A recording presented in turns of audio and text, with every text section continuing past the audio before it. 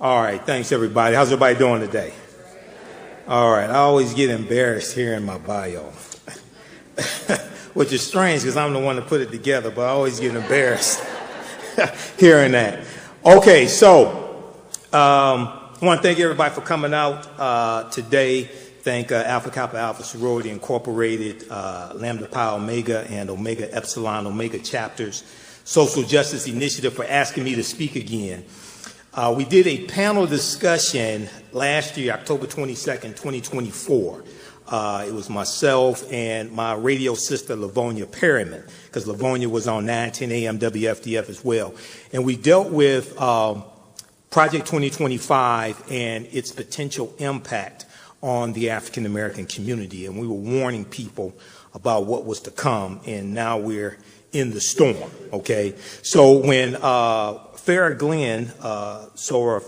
Glenn reached out to me a few months ago to ask me to do this presentation, I told her that I had to incorporate some history into this presentation so everybody really understands what's taking place right now, okay? Because this is decades in the making, and the signs were there all along. And if you understand history, you could see these signs. And I made, I'm on Roland Martin Unfiltered every Friday. I've been on for 5 years. I've made, about 250 appearances on Roland Show. And we argue every week pretty much, but, we still bring the information. How many people see me on Roland Martin Unfiltered? Okay. All right. So I made the point one time last year that all of the lights on the dashboard of democracy are flashing red. And it's a warning sign, okay? All right, so this is what I want to do. This presentation, if we can go, Marcus, if we can go to my slides. I have a slideshow presentation. I was up to 2:30 this morning working on this. Then I got off work at 1 p.m., went back home and worked an hour and a half more on this. Okay, so this presentation is called Project 2025, the Impact on Diversity, Equity, and Inclusion, better known as DEI, all right? And you can visit my website, AfricanHistoryNetwork.com. I got some information at the end for you as well. And at the African History Network, you focus on educating, empowering, and inspiring people of African descent throughout the diaspora and around the world, because right knowledge corrects wrong behavior. Okay, let's go to the next slide. All right, and this is my information as well, AfricanHistoryNetwork.com and the African History Network show. My website connects you to my social media platforms. Next slide, Marcus. Okay, so here's what I want to do in this presentation in this short amount of time that we have. One, I want to deal with Project 2025 and anti-black policies, okay? And the reason why I want to do this is because I've been talking about Project 2025 since 2023. Okay, it came out April 2023 from the Heritage Foundation. And one of the things I do in my research is I'm looking at trends that are coming. What's coming? What do we have to look out for? I've been in media 15 years, and at one point I was doing the African History Network show 6 days a week. So this is intensive research that I do. And I had so many, and I promise I'm not going to cuss, so don't worry. I know I've been around Roland a long time, but I'm not going to cuss. Don't worry, okay? All right. But I talked to so many Simple Simon black people last year who told me I didn't know what I was talking about. And I'm like, well, hold on. I got it from the Heritage Foundation's website. I can prove this to you, okay? We can look and see how far back this is going, okay? So one of the things I'm going to do is deal with Project 2025 and anti-black policies. 2, break down what is diversity, equity, and inclusion, DEI, okay? And why it's more than just a job, because so many of our people thought it was just about jobs, and they circulated this article from Black Enterprise saying only 4% of DEI jobs went to black people, therefore they thought it had no value. It's like, no, forces are using DEI to wipe out 60 years of civil rights progress that African Americans have made. Okay, and if you read, you could see this taking place, because Anytime there have been periods of time of advancement that African Americans have made, there's always been a backlash to that to take us back. There's always been a white backlash to it, whether it happened at the end of Reconstruction in 1877, whether it happened in 1968 to derail the civil rights movement, okay? You can see this coming. So we have to understand, and at the end, when I talk about solutions, I'm going to talk about political self-defense, which is a concept that I've created. We have to be able to assess and understand how to protect gains that have been made. Because there are always threats trying to take you back, and there are forces right now trying to take us back to 1890 in Mississippi. How many people know what happened in 1890 in Mississippi at the Mississippi State Convention, where they rewrote the state constitution to impose poll taxes, literacy tests, and the felony disenfranchisement law to lock African Americans out of political power? Because 2,000 African American men got elected during the Reconstruction era, 1865 to 1877. So when that period collapses, then you have the Jim Crow era. And there's a backlash to take us back, okay, and wipe out the gains that we've made. This is what's taking place right now. All right. Okay, 3, how 60 years of civil rights progress has been erased in a matter of months. Nicole Hannah-Jones, who spearheaded the 1619 Project, she wrote an extensive essay for the New York Times in June 2025 that goes in depth and breaks this down, okay? And I did a segment on my show that deals with this. I talked about it a couple weeks ago on Roland Martin Unfiltered, so I'm going to share an excerpt of that with you to understand how wide-ranging this black erasure is taking place. And oftentimes, the mistake that many people make is that we think that gains that we made, laws that were passed, were permanent. Okay, and we don't have to fight to keep those policies in place. Okay, so now we're seeing what happens when not enough people fight back. Okay, number 4, changing the focus. What's taking place right now is we have a changing of the focus of civil rights laws to fight discrimination against white people. The laws that were passed historically, primarily for African Americans, are now being used in saying that white people are being discriminated against, whether it's the Civil Rights Act of 1866, which was passed a year after slavery ended, and this was passed by Congress, and this was a law that allowed African Americans, former slaves, to enter into contracts and labor contracts, things like this, okay?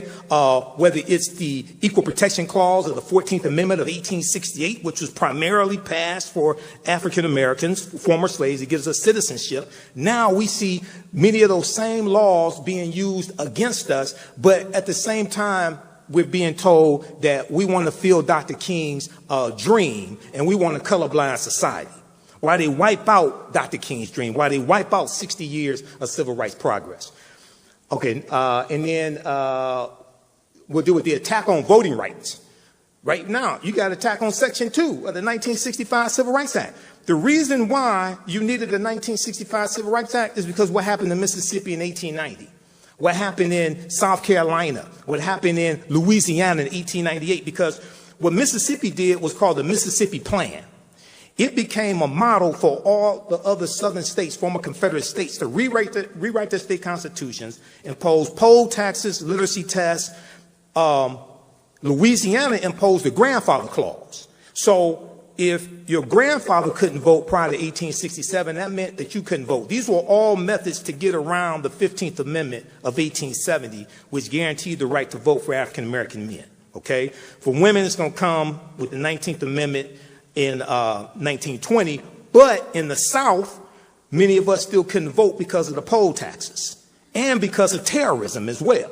Okay? So we can draw a direct line from the end of Reconstruction, 1877, to 1890, and the white county judge that presided over the Mississippi State Convention of 1890, his name was Solomon Saladin Calhoun. He said, we came here to exclude the Negro. They said specifically what they were trying to do, okay, and they succeeded. All right, and then we'll deal with erasing African-American history, the effort that's taking place to erase African-American history while resurrecting Confederate monuments. They both deal with history. You're attacking the African American Smithsonian Museum. You're attacking African American history. You're banning books, but you want to resurrect Confederate monuments. These are people who committed treason against the Union based upon Article 3, Section 3 of the U.S. Constitution, took up arms to protect slavery. And you're resurrecting their monuments. You're bringing back their paintings. You're renaming schools and things like this after, I thought these people were traitors. And then lastly, if we have time, if you want me to deal with this, all right, because I was on Carl Nelson's show, WOL, out of Baltimore, blew everybody away. I did a video back in April 2025 dealing with this topic. Can a president be elected or serve more than 2 terms? Got 130,000 views on my Facebook page, the African History Network, where I have 1 million followers. And all I can say is, it ain't as clear cut as people think it is. Because I did the research. People talk about the 22nd Amendment that says no person can be elected to more than 2 terms, blah, blah, blah. Yeah, that's true, but you're not talking about Section 2 of the 25th Amendment, because most of the legal scholars on CNN and MSNBC are not talking about that. So I broke that down, and nobody has refuted what I said. So I'll give you the brief version, because I got 11 pages of notes on that last point. I did the research. Okay, now, so let's get into this. Let's go to the next slide, Marcus. Okay, so what is Project 2025? Okay, now Project 2025 is a 922-page playbook from a conservative organization called the Heritage Foundation. It consists of about 318 policy recommendations. Now, it is a backlash to the racial justice reckoning that took place in the U.S. after the death of George Floyd, May 25th, 2020, in Minneapolis, Minnesota. So many of you remember this was during COVID. Many people were at home. We're watching the video on the news, on MSNBC, CNN, things like this. People are out in the street marching, protesting. Corporations come out and say, oh, this is horrible, what happened? We're going to throw tens of millions of dollars at this group, at that group, all of this, right? Okay, but now you got a lot of people act like that didn't happen.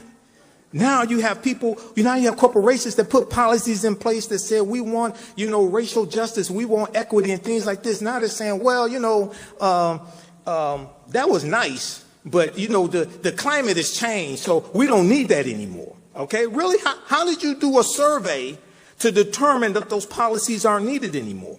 All right, so Project 2025 attacks DEI, diversity, equity, and inclusion, attacks affirmative action, attacks African American history, and it's actually called Mandate for Leadership, the Conservative Promise, Project 2025, Mandate for Leadership, the Conservative Promise.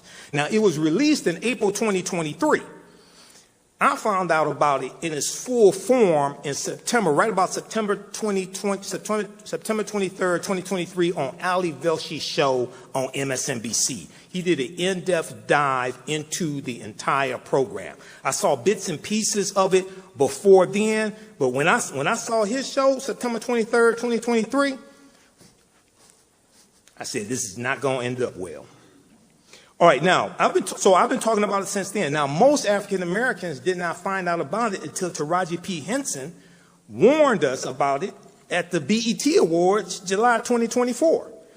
It came out a year and 2 months before that. So one of the things that we have to do is we have to do a deep dive analysis. How is it that we're all walking around with smartphones, but many of us are uninformed? Many of us don't know. I know you had a lot of people last year saying, can you believe they wrote it down? The Heritage Foundation has been put in their policy playbook called Mandate for Leadership, the Conservative Promise. They've been putting it in writing each election cycle going back to 1981. This is documented. 1981, it was a New York Times bestseller. No, y'all think I'm playing. In 1981, Mandate for Leadership, the Conservative Promise was a New York Times bestselling book. So we have to ask the question, well, hold on, while we're distracted with reality TV shows and housewife this and hip hop that and all this stuff, what's going on to determine our future and our conditions? Okay, now, according to the Project 2025 tracker, 48% of the 319 policies have been put in place since the beginning of this year, even though you had people who said, I don't know anything about Project 2025, okay? And I sat there listening to this stuff. I said, I can't believe people fall for this. All right, now, so one of the things that I talk about, we have to understand is history, economics, law, and politics. History, economics, law, and politics, all right? And it was 140 people from the administration just a few years ago to help write Project 2025.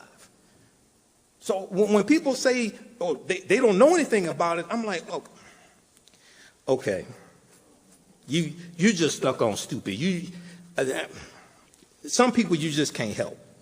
All right, now, when we look at the anti-black policies coming from Project 2025 and the current administration, I know, so one of the things I talk about is how racism attacks all black people regardless of country or origin, language spoken, or religion.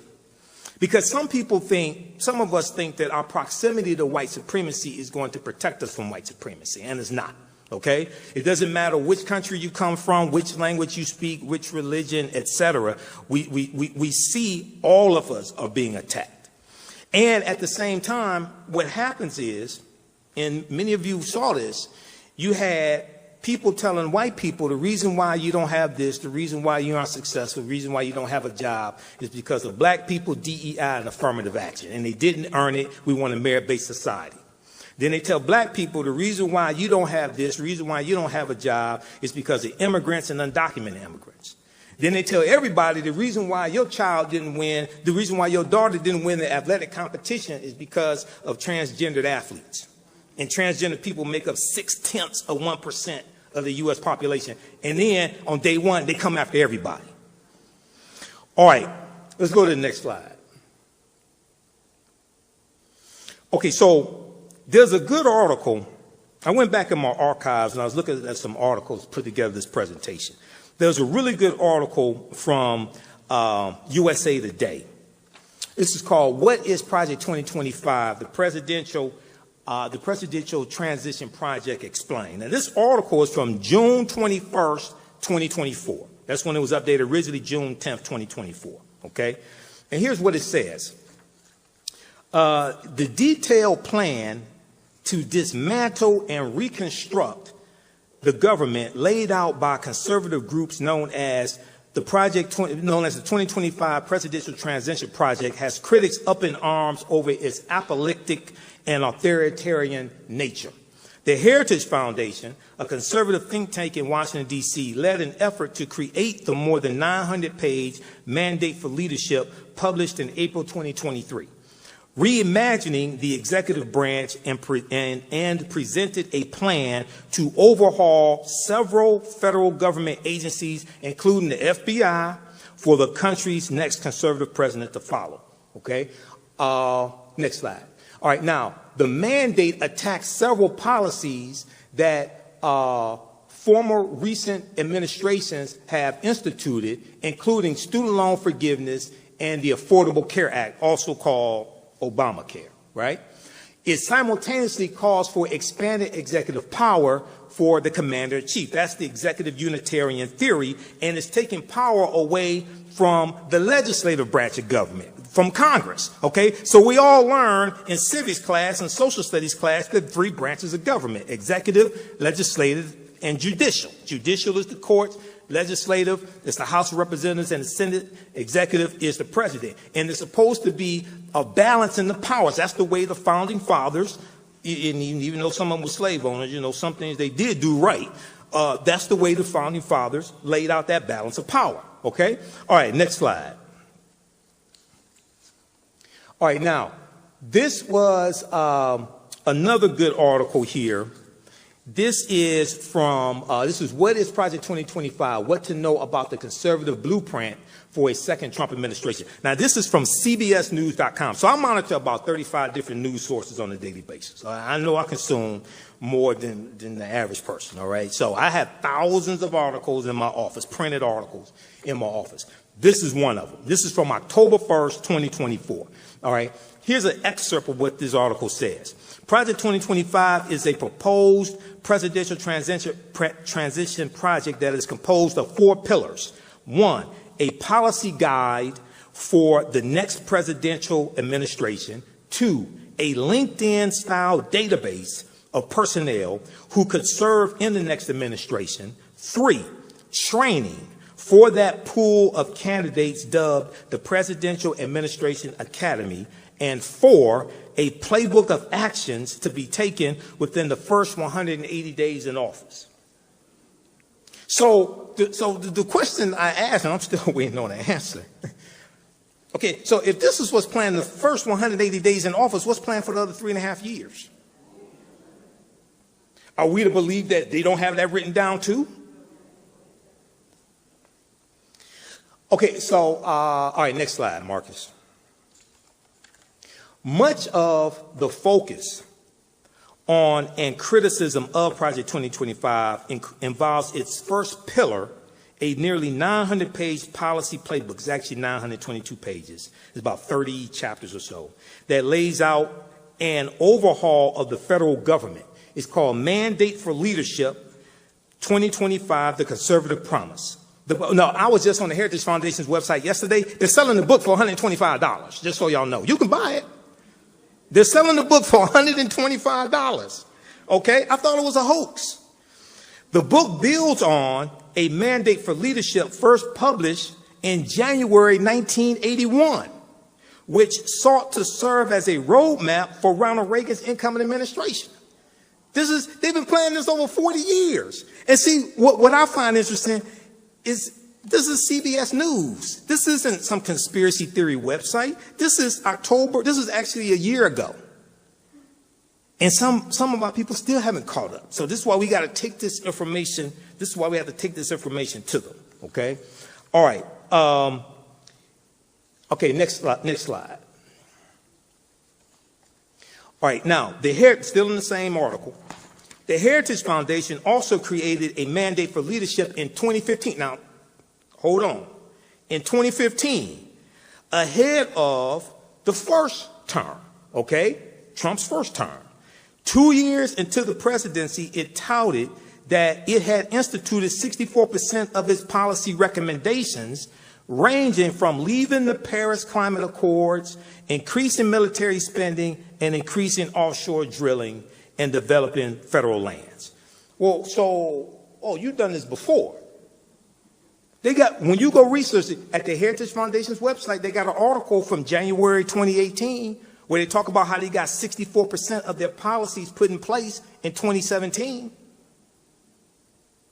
So I was dealing with this on Roland's show. I was dealing with this on my show. I was putting this on my social media platforms. And people were saying, oh, this is a hoax. This doesn't exist. I'm like, and at some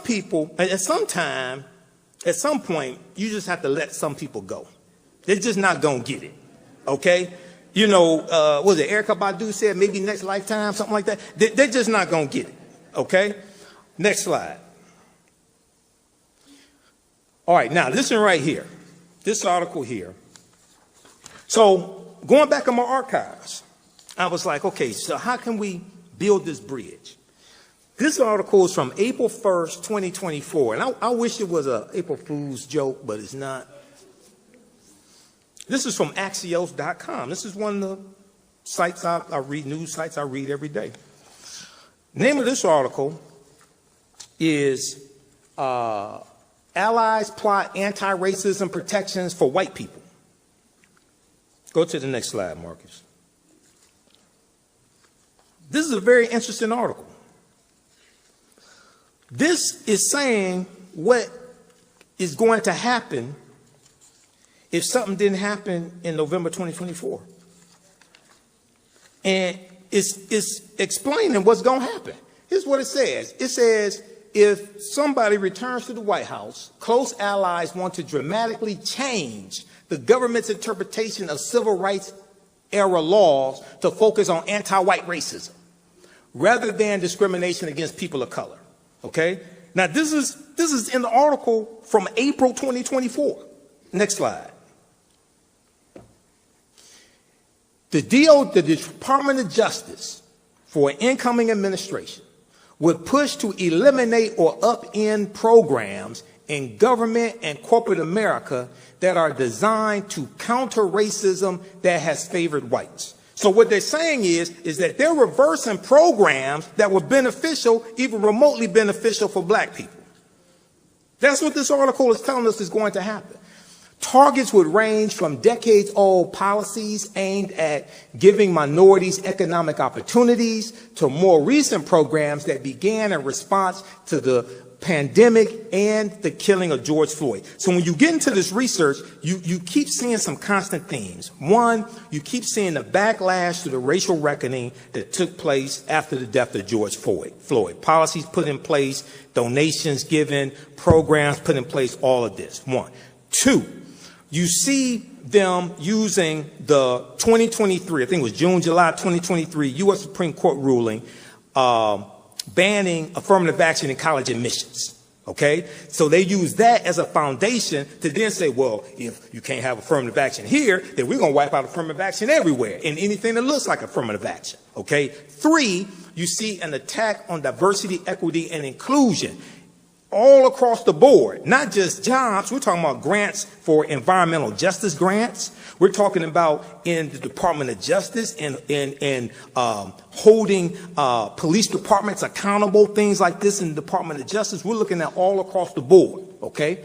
All right, now, a central vehicle for the effort has been an organization called America First Legal, okay, who was and America First Legal cited the Civil Rights Act of 1964 in February in a lawsuit against CBS, the broadcasting network, and Paramount Global, okay, for what the group argued was discrimination against a white straight man who was a writer for the show, SEAL Team in 2017. So they're going back. Now, back during 2021 and 2022, during the pandemic, we started seeing a rise in book banning. We started seeing a rise in organizations formed at the local level that were, one, putting pressure on school boards to ban certain books, usually books dealing with African-American history, slavery, things of this nature, okay? Two, they started running school board candidates, gaining power at the local level, all right? And we start really seeing backlash coming from there. Okay, go back to the slide, Marcus. What's taking place and what has been taking place is that you're suppressing the teaching of African American history, but you keep going back using laws from that period of time to attack us today and shape the future. So you use the 1964 Civil Rights Act against African Americans. You use the 1866 Civil Rights Act against African Americans. You use Section 1 of the 14th Amendment of 1868, which was to give citizenship to former slaves. You use that against us. But at the same time, you want to suppress the teaching of the history from that same period of time. Okay, next slide. Okay, now, in 2021, America First Legal successfully sued to block the implementation of a $29 billion pandemic-era program for women and minority-owned restaurants, saying it discriminated against white business owners. Now, so this is a common theme that you'll see. So they'll say, we want a merit-based society, we want a colorblind society, we're going to fulfill Dr. King's dream, therefore we don't want racism against anybody, so we're going to wipe out all these policies that have been beneficial for African Americans. Okay, yeah, go back to that. Okay, now, go back to the previous slide for 1 second here. All right, now, The Heritage Foundation's well-funded Project 2025 envisions a second administration ending what it calls affirmative discrimination. Affirmative discrimination. Okay, next slide. All right, now such groups have gained momentum after the Supreme Court's 2023 rejection of affirmative action in college admissions. The court ruled that programs designed to benefit people of color and address past injustices discriminated against white and Asian Americans. Now, also in 2021, they attacked black farmers when $4 billion in federal funds were going to go to African American farmers and farmers of color because of historic discrimination. Lawsuits were filed by white farmers saying we're being discriminated against. This is what happened here. Known as Section 1005, the program was created as part of a $1.9 trillion stimulus package that Congress passed in March 2021. It was intended to provide debt relief to socially disadvantaged farmers. Now, this is a buzzword. They're wiping out policies that deal with socially disadvantaged or disadvantaged. And they're saying that they're race-based policies, therefore they are illegal. Okay, but they don't want to admit to the racism that caused the policies to be needed in the first place. So therefore they say we want a colorblind society. That's what you people said you wanted. Okay, that's what we're going to do. We're going to wipe all this stuff out and we're going to have a colorblind society. Okay, socially disadvantaged farmers defined by the government as those who are black, American Indian, Alaska Native, Hispanic, Asian, and Pacific Islander. Okay, next slide. Okay, now this one here. This is from 2024, this article. How many people saw this? This is New York Times. I read New York Times every day. And I got a full-time job, but I still monitor. I follow 35 different news sources on a daily basis. I get alerts all throughout the day, emails all throughout the day from news sources. It was like that before I was on Roland's daily digital show, I used to guest host his nationally syndicated radio show. So I'm on the air and I got 2 phones. I'm getting alerts from different news sources and I'm breaking news stories on the air, things of this nature, right? Okay, federal judge rules minority business agency must serve white people as well. Anybody see this article? Anybody hear about this? And see what I'm saying is that, okay, the signs are there. We have to understand how to decode the symbols. So this article is from March 6, 2024, New York Times. Go to the next slide, Marcus, please. It says in March 2024, a federal judge ruled that the Commerce Department's Minority Business Development Agency was discriminating against white people, and that the program had to be open to everyone. Now, the Minority Business Development Agency is a Commerce Department program created during the Nixon administration to help minority-owned businesses. To help minority-owned businesses, discriminates against white people and must offer its services to people of all races and ethnic groups, a federal judge in Texas ruled. Okay, next slide.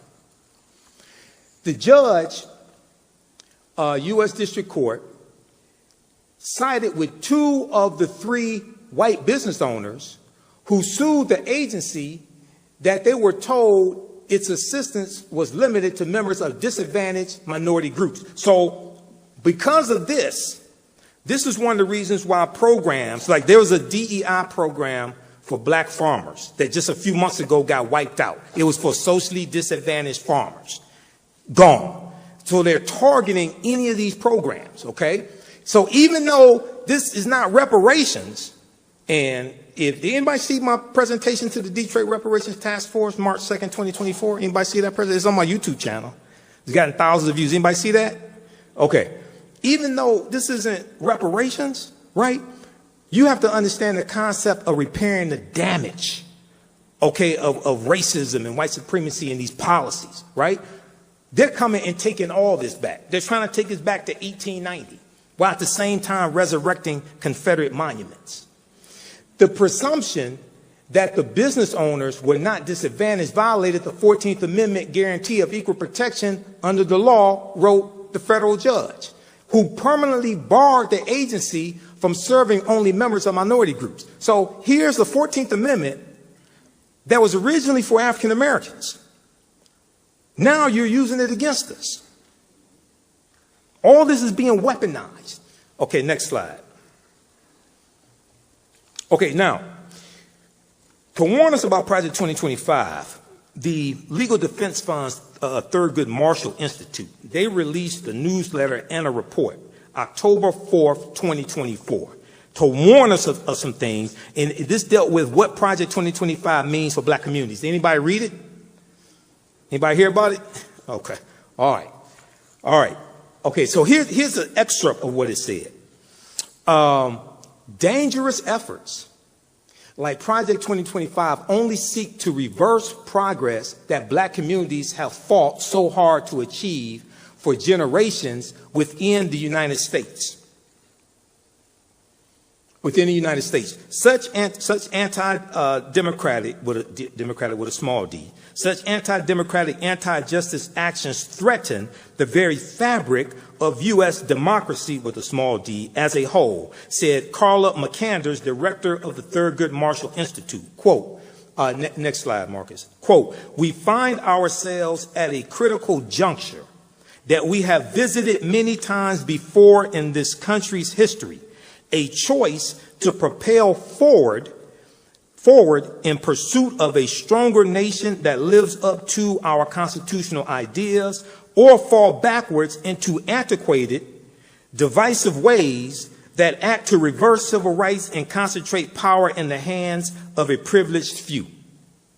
We must categorically disavow any proposal or action such as Project 2025 that threatens to harm communities and work collaboratively to build an equitable, inclusive future, end quote. Okay, next slide. That's just an excerpt from it. So then they lay out the potential harms.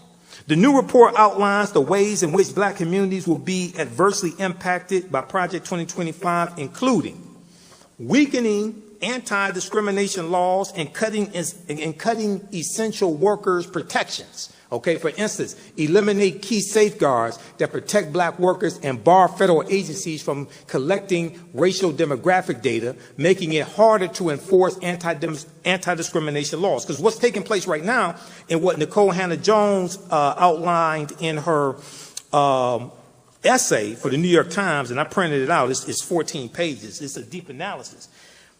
They're removing, at the federal level, they're removing the enforcement mechanisms in various civil rights departments across the federal government. They're removing that, so now you can't enforce it. They're removing the teeth from it, okay? And at the same time, one of the things that's being done is the analysis, the studies, to study the discrepancies, to study the discrimination, things like that, that's being shut down. So if you don't have the evidence, now you can't craft the policy, because now you don't know how pervasive the harm is. Okay. Now, 2, limiting access to quality education for black students. Exacerbate the education and wealth gap for black students and workers by dismantling the Department of Education. Now, this came out October 4th, 2024. They were warning us. I talked about this on the African History Network show. They were warning of us of what's coming. Chapter 11 of Project 2025 deals with dismantling the U.S. Department of Education. They put it in the book. And so the Department of Education, for those that don't know, was created in 1979 by Congress, signed into law by the president at the time, okay?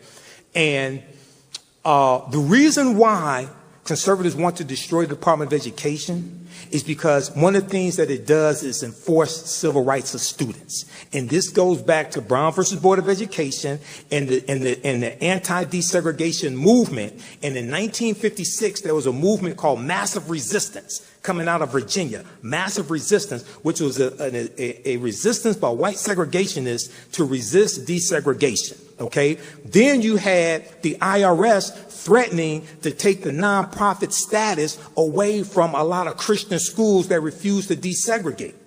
Okay, like in 1976. Then 1979, the Department of Education is created. So you've had people that want to dismantle it since it started. Now, contrary to popular belief, the Department of Education does not set curriculum. That's set at the state and local level. Contrary to popular belief, 92% of funding comes from the state and local level for education. Only 8% from the Department of Education. So when I hear people say, "Well, we want to send funding back to the states," well, it's already coming from the states. 92%. They're running game on people.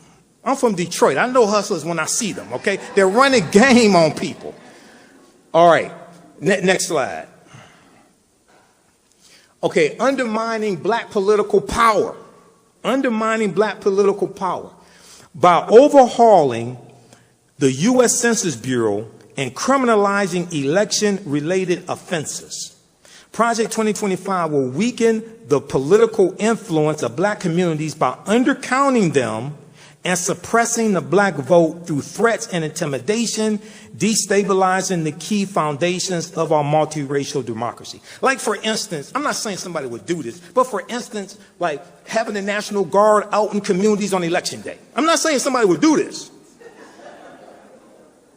That's one of the ways to suppress the vote. Or gerrymandering districts before you take the next census.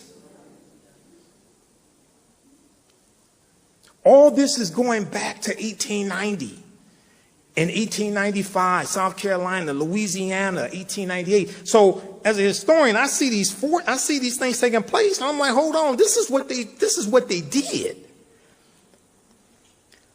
This is what I was warning people about. Okay, now, promoting a punitive criminal legal policy, punitive criminal legal policies. Project 2025 will endanger black communities by likely increasing the use of the U.S. racially discriminatory death penalty and rolling back efforts to address police misconduct for constitutional and civil rights violations. Like, I don't know, ending lawsuits against the Minneapolis Police Department and against the Louisville, Kentucky Police Department after the death of Breonna Taylor. Something like that the Department of Justice would do. I'm not saying they would do it, they just did it. I'm not saying they would do it, but this is what they're warning us about. Okay? Next slide. Then jeopardizing black families' access to affordable housing. Project 2025 would transfer control of critical housing programs to expand access to affordable housing, like Section 8 to states, including those with a history of racial discrimination threatening the housing stability of millions of black low-income families. Okay, there are a couple more, but I think you get the picture. Okay, so read that. Okay, this is LDF's Thurgood Marshall Institute releases new report, What Project 2025 Means for Black Communities. Okay, this is from October 4th, 2024. Okay, next slide, Marcus. And then they're talking about threatening. Okay, this is, okay, I'll go over this quickly. Threatening reproductive rights and the health of black people. Okay, and they talk about black pregnant women who already face disproportionately high maternal mortality rates would be hit the hardest by Project 2025's restrictions on reproductive health care, which includes proposals to ban federal access to abortion care and criminalize health care providers. Given that 42% of women seeking abortion care are black, This proposal will have devastating consequences for their health and autonomy and the health and autonomy of their families. Okay, so check that out. All right, next slide. Okay, and exacerbating health disparities caused by environmental racism. This deals with shutting down the Office of Environmental Justice, okay, that enforced civil rights laws and things like this, and disparities when it came to African Americans being disproportionately harmed by pollution, things like this. I'm not saying somebody would shut it down, but it just got shut down. Next. Okay, now, this was a good article here from CNN. What is DEI and why is it dividing America? Now, this is from January 23rd, 2025. Okay, what is DEI and why is it dividing America? So just a quick synopsis of this. Go to the next slide, please. This piece talks about, they interviewed 7 DEI experts, okay, and industry leaders. Most had a shared vision for what constitutes the concept of DEI. Now, when we talk about diversity, they said diversity means embracing the differences everyone brings to the table, whether those are someone's race, age, ethnicity, religion, gender, sexual orientation, physical ability, or other aspects of social identity. Because being disabled is part of DEI, diversity. Veterans, people who served in the military, that's part of DEI, diversity. For some reason, people just think that DEI means black. No, it doesn't. Okay, it's a number of different things. 2, equity. What is equity? Equity is treating everyone fairly and providing equal opportunities. Okay, next slide. And then 3, inclusion. What does inclusion mean? Inclusion is respecting everyone's voice, and creating a culture in which people from all backgrounds feel encouraged to express their ideas and perspectives. Okay, now DEI was created because marginalized communities have not always had equal opportunities for jobs or felt a sense of belonging in majority white corporate settings. I've been there, said Daniel Apong, founder of the Courage Collective, a consultancy that advises companies on DEI. Next slide. He said, that is the genesis of why some of these programs exist, he said. It was an attempt to try to create workplaces where more or all people can thrive. Now, I'll be the first to admit, DEI didn't go as far as it should have gone, didn't go as far as it needed to go. Some corporations weren't as committed as others. But that doesn't mean you should get rid of it. That doesn't mean you should criminalize it. That doesn't mean you should investigate organizations and schools that have diversity, equity, and inclusion programs because you think they discriminate against white people. Next. Now, the backlash from the same article, the backlash against DEI may feel like a pendulum swing from 2020 when the nation faced a racial reckoning after a black father, George Floyd, was killed in Minneapolis, Minnesota by a white police officer. But the DEI practice has been around for decades. The origins of DEI programs date back to the origins of DEI programs date back to the Civil Rights Movement, which played a pivotal role in accelerating efforts to create more diverse and inclusive workplaces, said Dominique Hollins, founder of the DEI consulting firm We360. Next slide. The Civil Rights Act of 1964 outlawed employment discrimination based on race, religion, sex, color, and national origin. It also banned segregation in public places like public schools and libraries. And Title VII of the Civil Rights Act established the Equal Employment Opportunity Commission, the EEOC, which works to eliminate employment discrimination. That's under attack right now.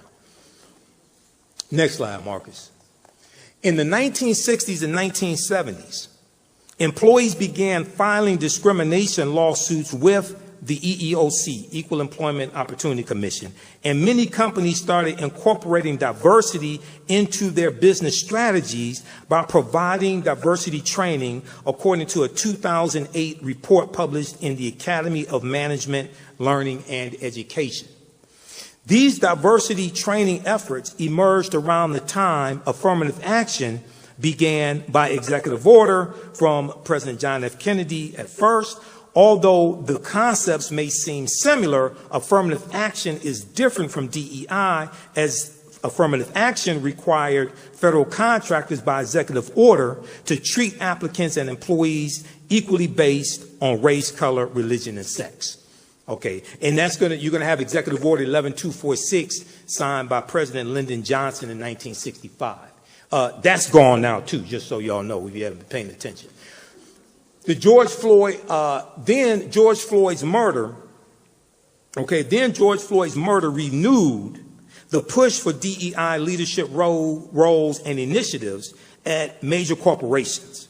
Between 2019 and 2022, Chief Diversity and Inclusion Officer roles grew by 168.9%, a LinkedIn analysis found. Now, though, some of those efforts have been rolled back and DEI roles abandoned because leaders did not feel fully supported. But a lot of people in those roles, some African American, did not feel fully supported from the organization, from their higher ups. And this is something that Hollins said also. Companies, quote, now pay attention to this, companies, quote, were giving the appearance of commitment without actually doing the right work for that commitment to be sustainable, end quote. And now, back when this was taking place, because I remember when all this was going down, and we talked about it on the African History Network show, we talked about it on Roland Martin Unfiltered, I'm on other shows. I'm looking and I'm like, okay, this ain't gonna last long. We gotta wait, we gotta watch the backlash. Okay, now these programs and this organization gonna donate tens of millions of dollars to Black Lives Matter and do this and that. And it got so confusing, they were donating to the wrong organizations. Then they had to take the money back and go give it to this organization, right? But I said, even though this is not 100% everything we want, we're gonna have to protect it, because I knew forces were gonna come take it back. Okay, next slide. Now, what does DEI look like at work? DEI in the workplace can be a mix of employee training, resource networks, and recruiting practices, said Kelly Baker, Executive Vice President and Chief Human Resources Officer at Thrivent, an organization that provides financial advice. Okay, so I encourage you, read this full article, because this goes in depth. I'm just skimming the surface of it. What is DEI and why is it dividing America? It's from CNN. Okay, next slide. And then at the end, because I'm gonna wrap up in about 25 minutes or so, and then we're gonna open it up to questions. Okay, so write down your questions. Now, this is a good article from January 14th, 2024, which deals with using the Civil Rights Act of 1866, the year after slavery ended, using it against black people. DEI opponents are using an 1866 civil rights law to challenge equity policies in the workplace. Anybody read Associated Press? Article, go to apnews.com, okay, Associated Press. Because about 30 to 40% of articles from other news sources, NBC News, ABC, CBS, CNN, some other news sources, they get their articles from the Associated Press, okay? So when you see AP, that's Associated Press. When you see AP, like in the byline, the source of the article, that's the Associated Press. Opponents of workplace diversity programs are increasingly banking on a section of the Civil Rights Act of 1866 to challenge equity policies as well as funding to minority-owned businesses. So they're going after the money. It's not just jobs. They're going after programs that gave grants to black-owned businesses. They went after the Fearless Fund, the black women that created the fund for women business owners of color. They went after that. The same person who brought the lawsuit to strike down affirmative action in college admissions, then went after the Fearless Fund. They used the 14th Amendment to strike down affirmative action in college admissions, and then they used the 1866 Civil Rights Act to attack the Fearless Fund. Section 1981 of the Civil Rights Act of 1866 was originally meant to protect formerly enslaved people, or black people specifically, from economic exclusion. But now, the Alliance for Equal Rights, a group run by Edward Bloom, the conservative activist who challenged affirmative action in higher education and won, that's the Supreme Court case 2023, is citing the Section 1981 to go after a venture capital fund called the Fearless Fund, which invests in businesses owned by women of color. A federal appeals court temporarily blocked. Okay, so that went, and what the Fearless Fund had to do is they're coming out with a new fund, but the way that they were doing one of their funds, it was a $20,000 grant. They really had to stop doing it that way because of this lawsuit. But what they're trying to do is across the board, any policies that are remotely beneficial for African Americans, especially dealing with grants for businesses, things like this, they're going through and systematically wiping all of that out. Next slide.